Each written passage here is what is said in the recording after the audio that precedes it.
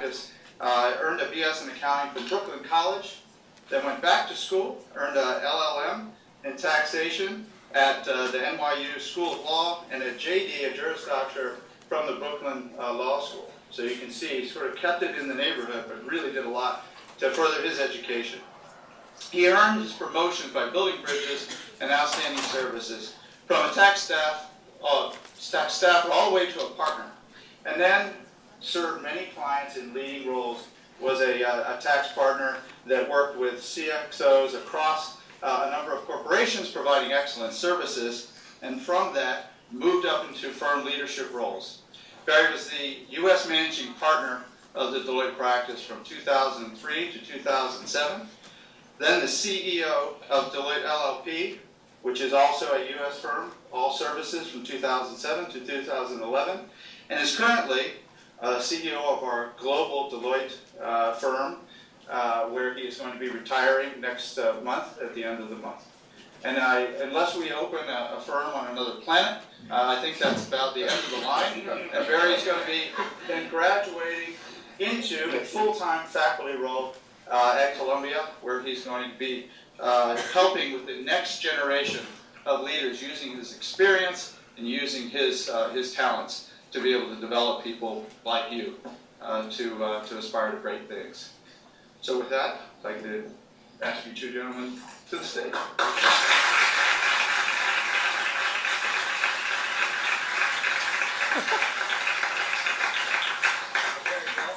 Here, and by the way, on behalf of the Smith School, we want to give it up for Deloitte, who continues to be our top employer, 88 students this year.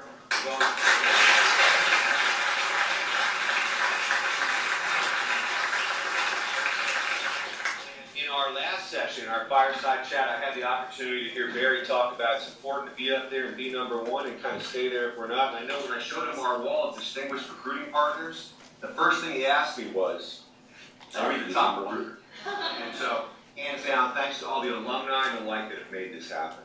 I think we're in for a treat today. I think you're going to hear the story of somebody who, by the way, has a really interesting spin on academia that we often don't hear when we bring leaders here. And we're certainly going to get to talk about some legacies and some challenges and some courage that a particular leader has demonstrated over the years. The way we're going to do this is for the audience, we're going to start out, we have some questions that we want to ask Barry. We'll go through those questions, then we're going to open it up. As you register, you know, we ask people to submit their questions ahead of time. So we have a few selected questions that we'll ask those people to stand up and share. And then we're going to open it up for the audience members. And then hopefully we'll close it on one or two questions that again were submitted beforehand. So you ready to go? Ready to go. All right. So first question out of the gates. The Deloitte network spans more than 140 countries around the world. I think we talked about this before. What complexities do you face leading the organization across borders, time zones, and cultures?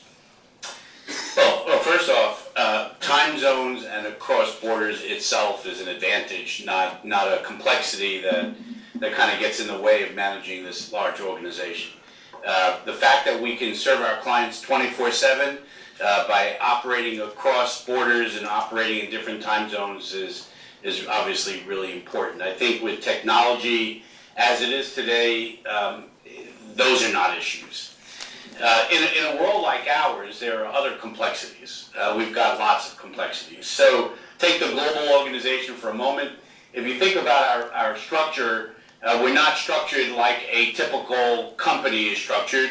We are structured essentially by country, and although we operate in over 140 countries, as you said, many of those countries are clustered together in what we call a member firm. And altogether we have about, give or take, depending upon where we stand at a particular moment, say 45 member firms. Each of these member firms operate by their own partnership agreement, with their own governance within their own country, and therefore, just using the top leaders, the CEO of Japan reports to the Japanese board.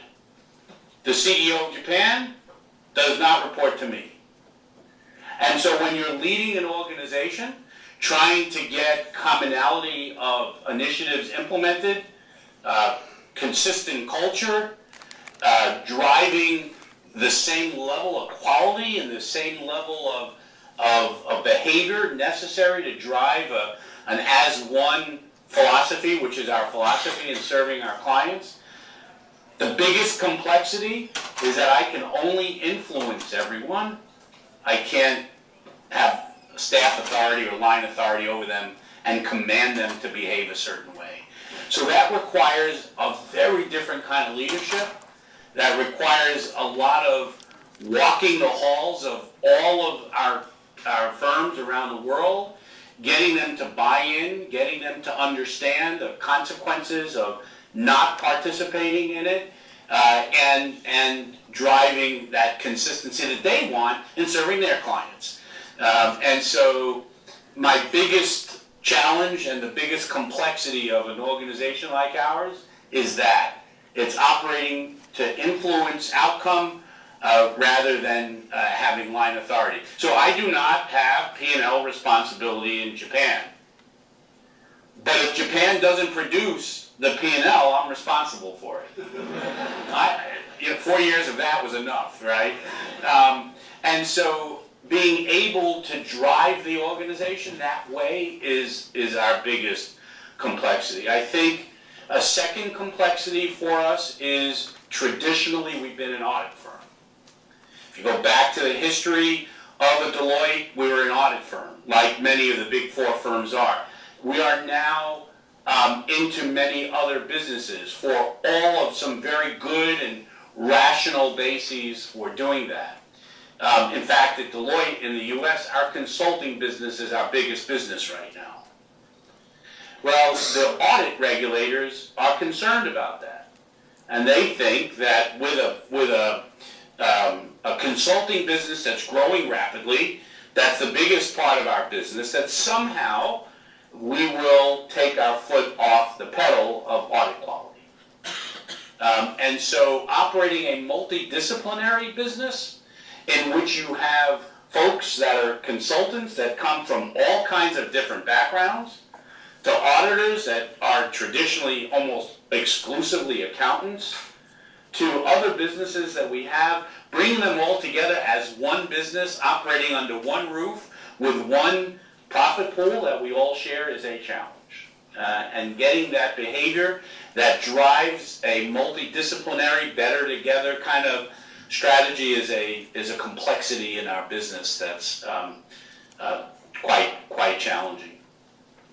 I would say the last item that I was talking about this with a couple of folks before. When you have a brand like Deloitte, which thankfully is a well-established, very long created, highly respected brand, that has developed over, in our case, over 150 years on the shoulders of giants. But all it takes is one person on one day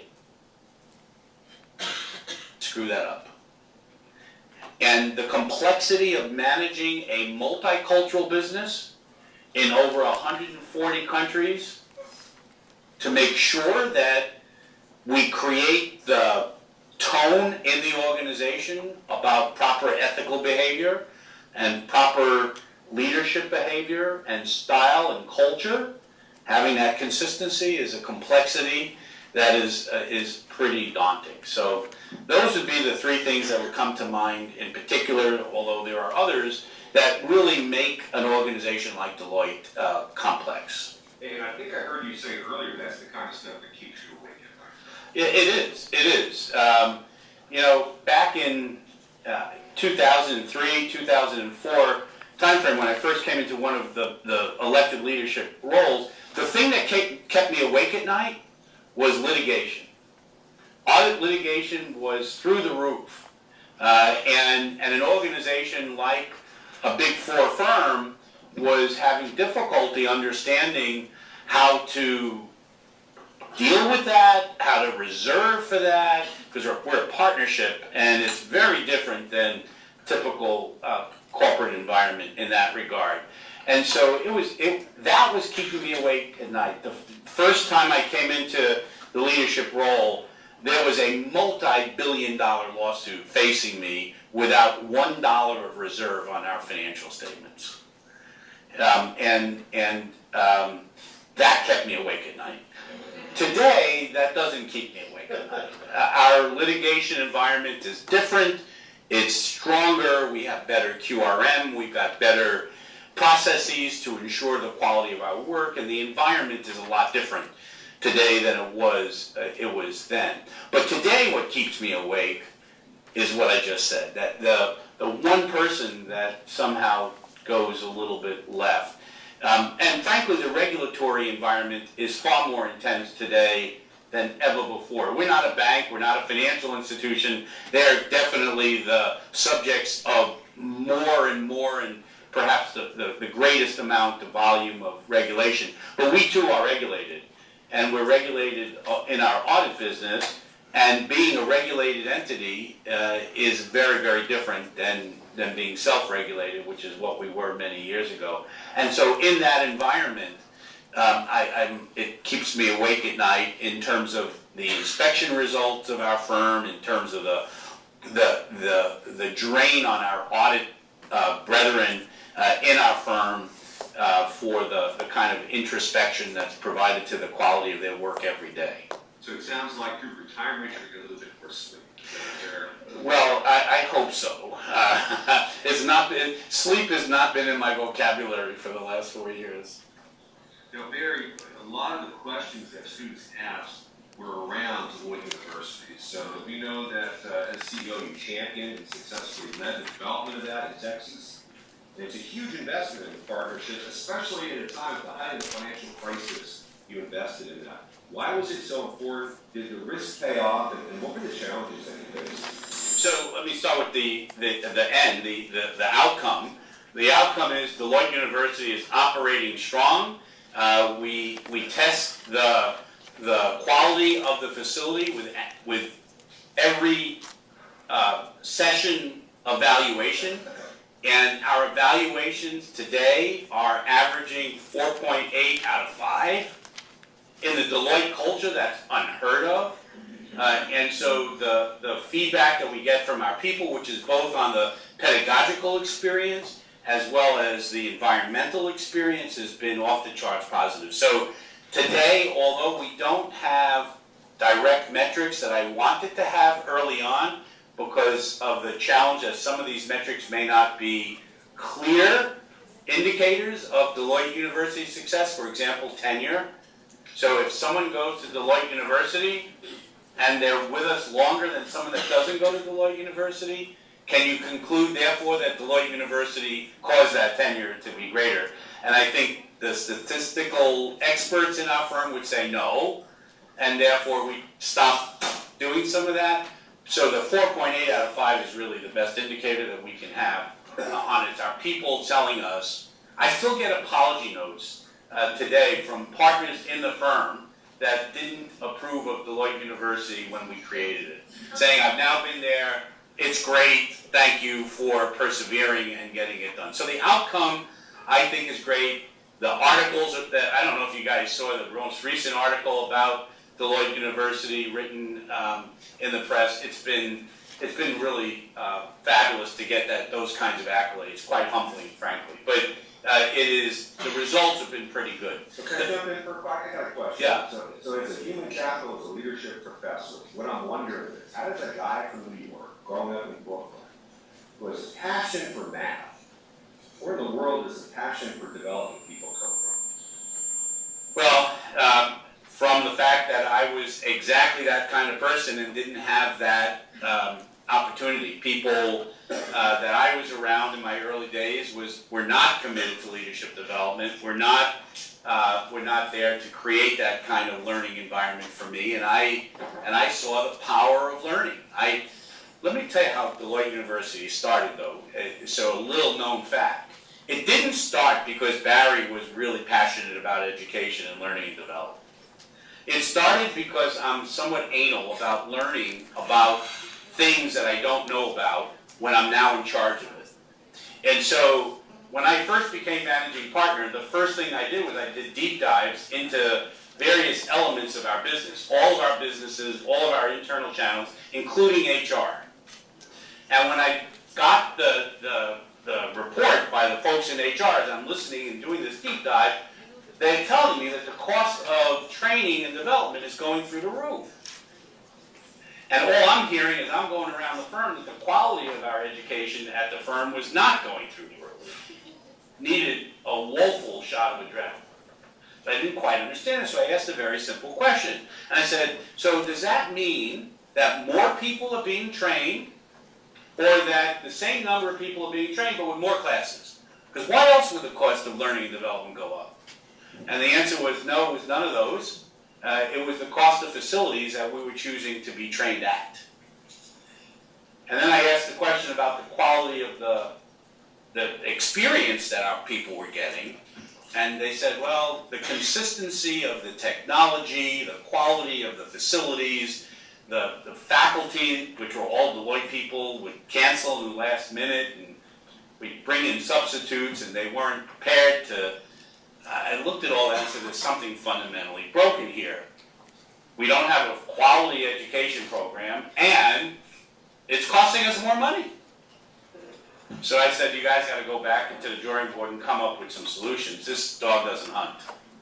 And I said, come back with alternatives, come back with approaches, come back with, look, I was a tax partner, and one of the things I did as a tax partner, I trained Merrill Lynch brokers on financial and estate planning for them to provide services to their wealth, the private wealth clients.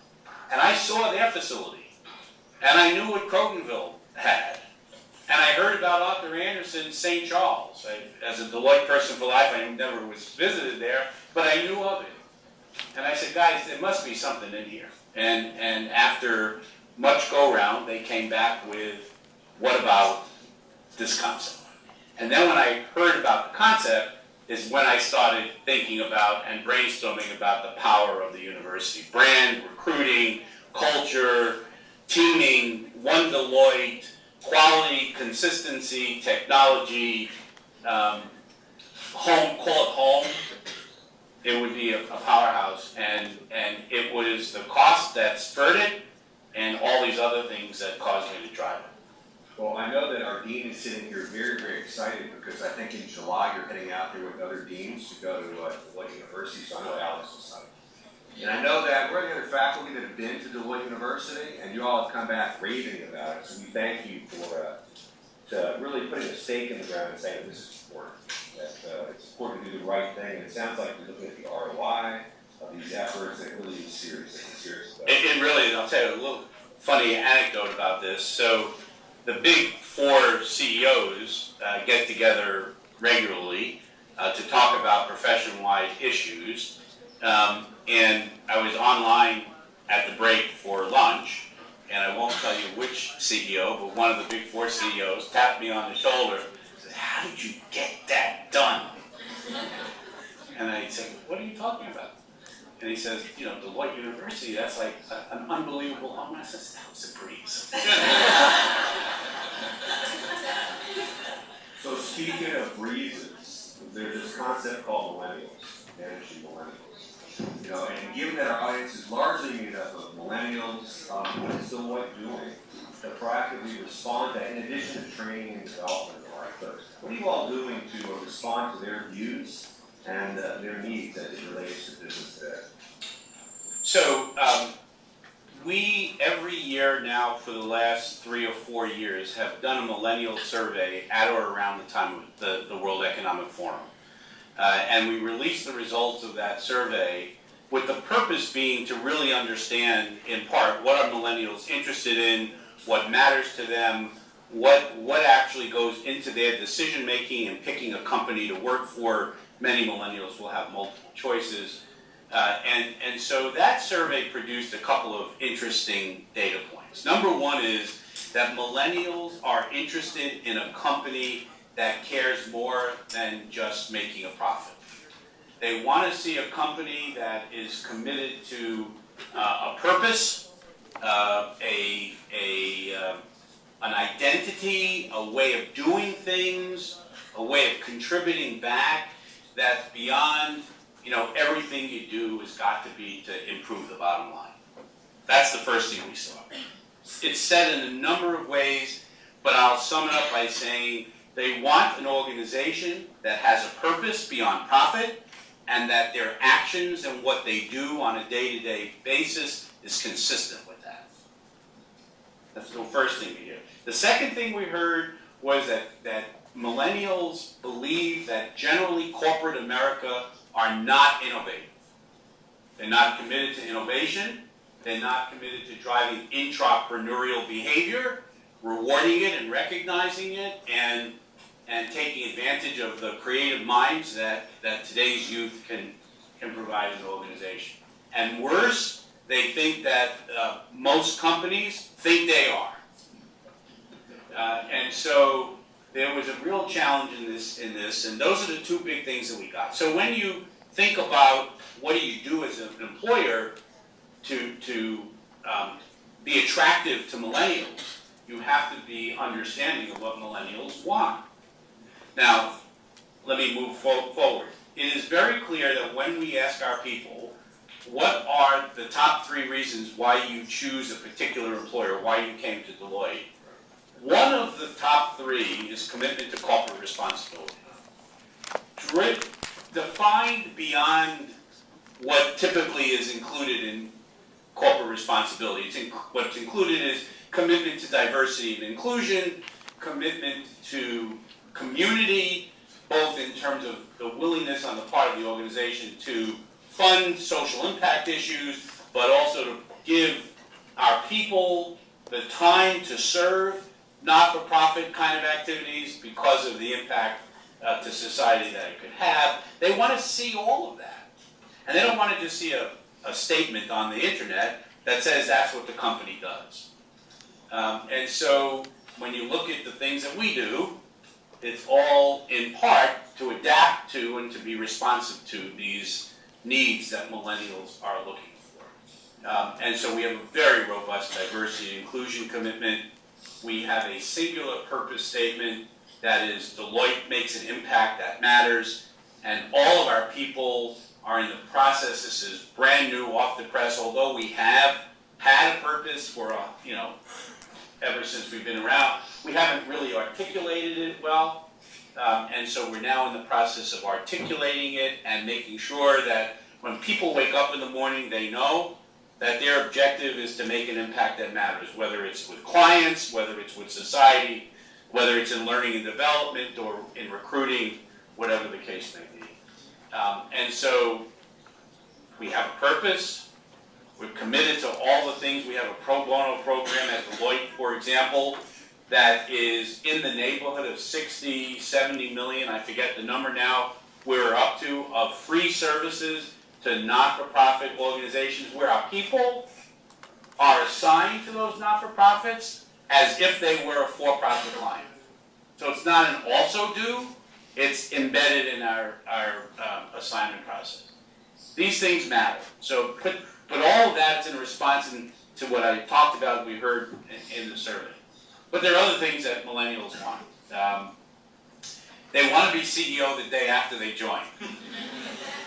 And so they want to be able to see the light of progression and opportunity and experience. They want to get a multitude of experiences when they join an organization. They want to get a diversity of client experience and so forth. So we embed all that in our assignment process. But they're also very much interested in flexibility and creating an environment where they can work differently than perhaps I worked, but with the same objective of producing quality output. And that means, flexible work arrangements. That means potentially working from home. That means, different things to different people, but including, what we call mass career customization, which is defining your career path based upon who you are and what you need, rather than the traditional norms of climbing every rung of a ladder. And so it is all about adapting to what the millennials want and making sure that we're providing role models and an environment that they can thrive in. So listening to you, I'm not surprised that you're the biggest, in terms of the turf that we're infusing to Deloitte, I think you're the biggest player for us. Because we've got a great center for value creation, center for the whole social value creation perspective. Your innovations are our pillars, really reflect everything that you said. So it's no surprise that we get turfs going there. And I heard you saying before the importance of paying it forward for these millennials. It's no surprise that you were so welcoming to them. You talked about millennials want to move up very quickly. They want to be a CEO. What personal qualities have you made you successful as CEO that they might aspire toward, they could learn about? I'll give you a bunch. I'll just randomly list a couple. I've shared this with different groups just earlier, but number one is start with a sense of integrity and ethical behavior. I could stop right there and say that is like table stakes, and for me it's about doing the right thing when nobody's looking, or thinking about what if what you did showed up on the front page of a newspaper, and what would your mother say? And so start with that and move on. Listening skills are critical. In my view, particularly in an organization like Deloitte, where consensus building and the ability to voice your opinion is welcome, even if it's a dissenting point of view. The ability to listen and to be flexible in how you take that input and work it into a decision is really, really important. I tell folks that we're all born with 2 ears and 1 mouth, and we should use it proportionally. And so listening to me is really critical. 2, I've told people you have to really be in the moment. I mean, if I was up here right now and we were doing this interview and you're all watching, and my iPhone buzzed and I took a little sneak peek and started typing a response, you'd say, this guy is paying no attention to us. Now, imagine going into a meeting in which you do the same thing, or you go into a meeting in which you're really not prepared for the dialogue of the meeting, and people are thinking that you're not really caring about them. The best leaders exhibit behavior that when you're with someone, that someone thinks you are the only person in the room and the only thing that matters to that leader. So where did you, I'm going to go back, where did you pick that up? This is what we're talking about now, is social intelligence, emotional intelligence. Where did that come from? At what point did you say this stuff is important beyond my accounting, beyond math, beyond any of that? When did that happen? It's evolutionary. I don't know if I could point to a particular moment where that aha moment occurred, but I know back in the 1980s, right before I became partner in 1985, our firm moved from a set of attributes to become partner that was essentially all client service and technical, to business development, to social interaction, networking skills, people development skills. It became more of the norm that was far more important a set of attributes than was ever before. And so I kind of looked at it, that's one memory that I have about, okay, well, I get that, and you need to begin to demonstrate it. But also, I've been in meetings previously where the persons that I was in didn't exhibit that behavior, and I didn't feel very good. And I said, I'll never do that to another person. There were people leaders, I call them.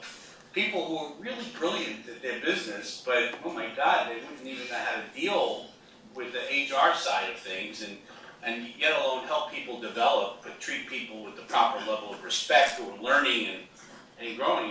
And I was the victim of some of that, and I said, I'm never going to do that.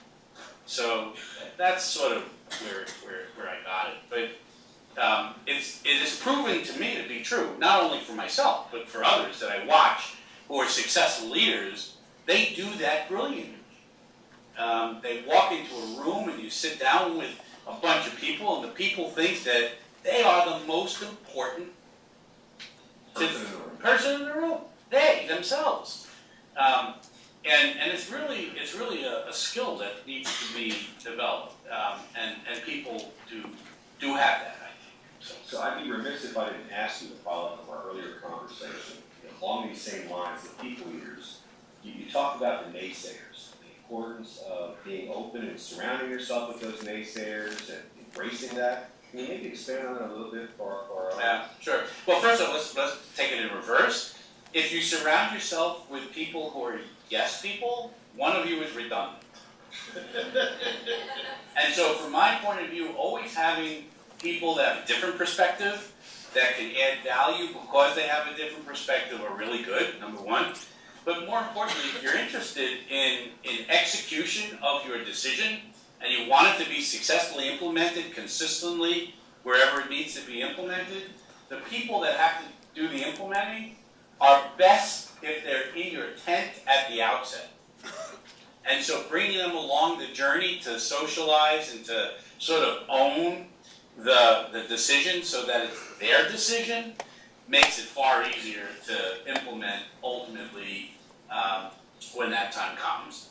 But the naysayer piece is something that I learned from someone else. So back in the 1980s, right, at the time of the Deloitte and Touche merger in 1989, I was a tax partner, and I was a pretty vocal guy. I was not a passive partner. I was not a wallflower, and I voiced my opinion like I'm suggesting our culture is. And in the tax practice, the new tax leader was from the firm that I wasn't from.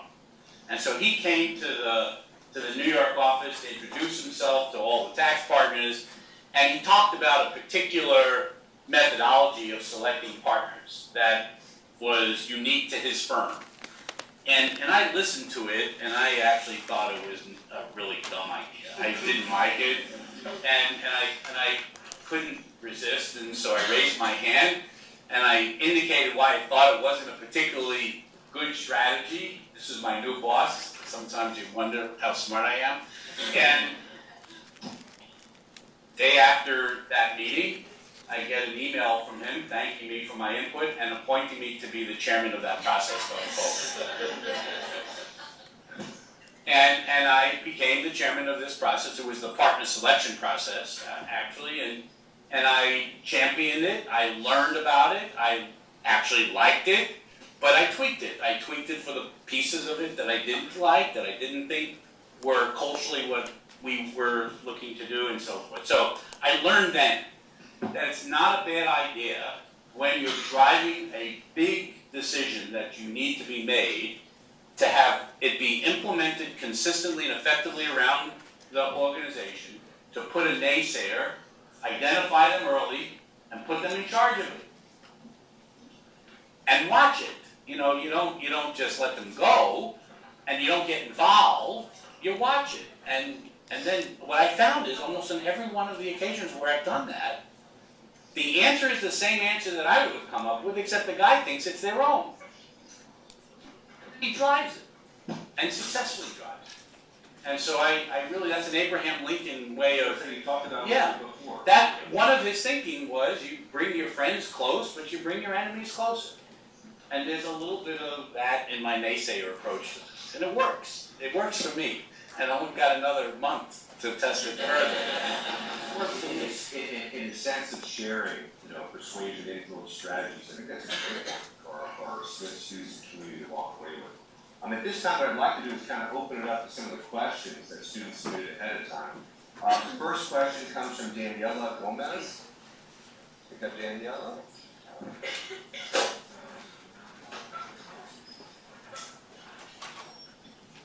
Hello, my name is Daniela Gomez, and I'm a junior operations management major.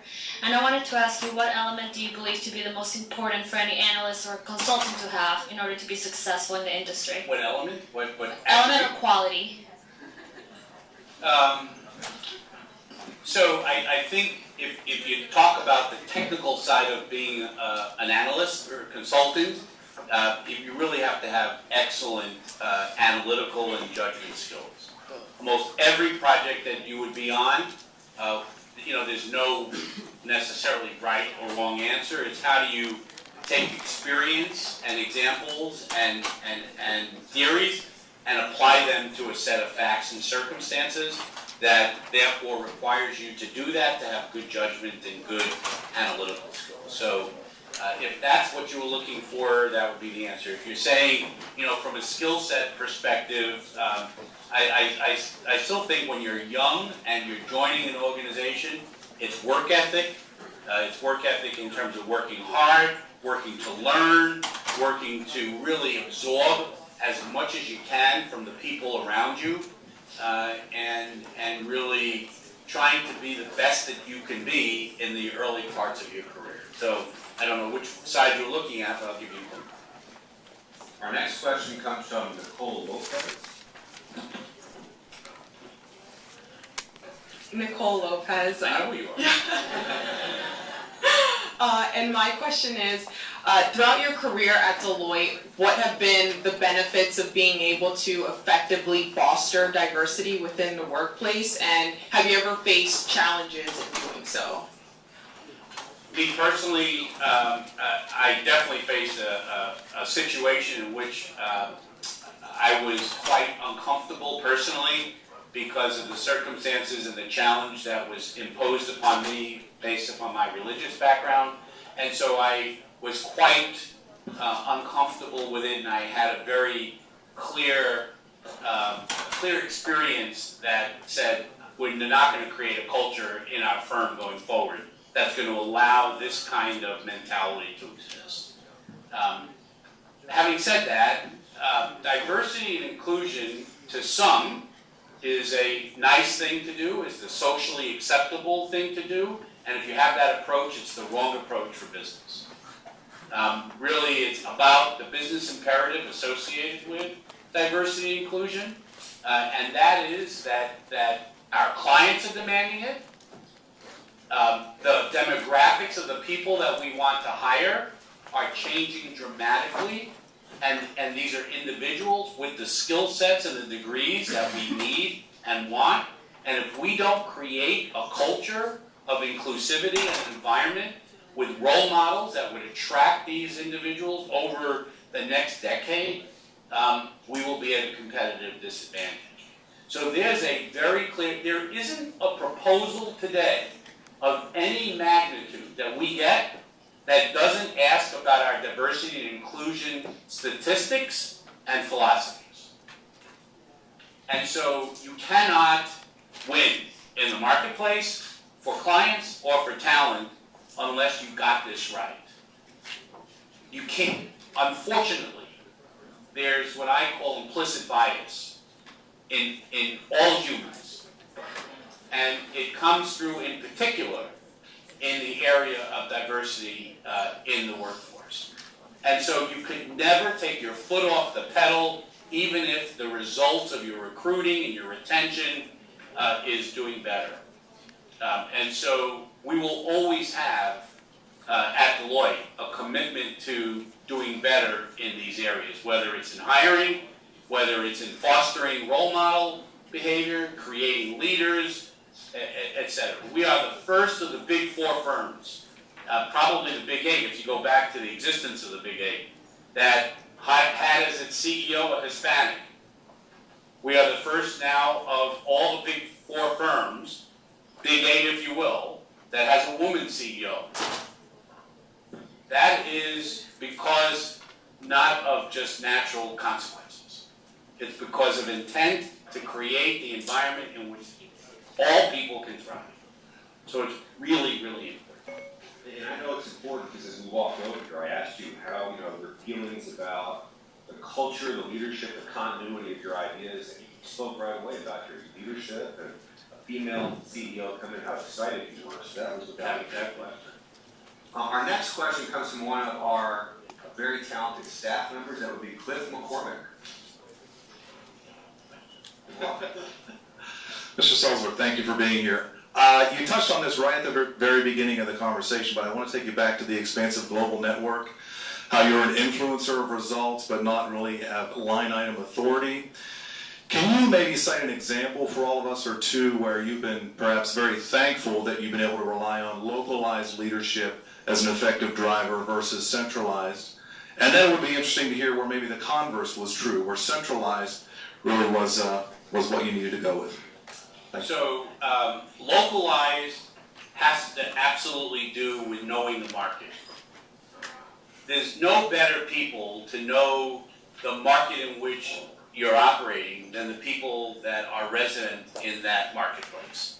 And so to have someone from New York dictate, what the local strategy should be in the energy and resources area in South America is kind of ridiculous. And so relying on the local people that know the market, know the culture, know the opportunities, to me is where that becomes really important. So it's both about the traditions and the culture and the marketplace. So that's clearly on that side. The flip of it is, I'll give you a good example. Recently, I'm sure you know, Deloitte acquired a year or so ago, I'm losing track of the time, Monitor Consulting. If I let Monitor Consulting, the acquisition of it, be a local decision across all of the countries in which Monitor was present, we would never get that deal done. Now, I had to centralize certain activities in order to drive the acquisition, but I still needed local approval by each country to agree to it. But in the end, there were lots of elements of the acquisition that we drove that we did at the center. So that's a good example. Another example would be in the same topic would be on audit quality. We have to let the people within the market in each country recruit, retain, develop, and oversee the quality of their work. We can't do that from a distance, and certainly in audit, where in China the work papers are in Chinese. So you got to do that locally. On the other hand, though, from the center, we have to provide a global organization-wide QRM process where we test whether the procedures and the processes associated with doing high-quality audits and the infrastructure associated with practice reviews and so forth, I do that globally. To do that globally, it has to be centered. So there are things, even in the same topic, where you drive it from the center and things where you do it locally. So Cliff, I think you just got the answer for Alex, right? That we talk about, we're a global business school, and we had this debate on whether we should have feet on the ground in China, and I think we just heard probably a really good thing, to totally understand that. On that subject, by the way, it's impossible in the Deloitte world to bring in expatriates into certain countries and say these expatriates can do that job. You got to have Chinese people in China, and you need to have Brazilian people in Brazil. You can have one or two expatriates that can lend some tutelage and some, learning, but you can't fly in an American into China and have them be brought out to a Chinese client and say, I got the expert here. Just can't do it, doesn't work.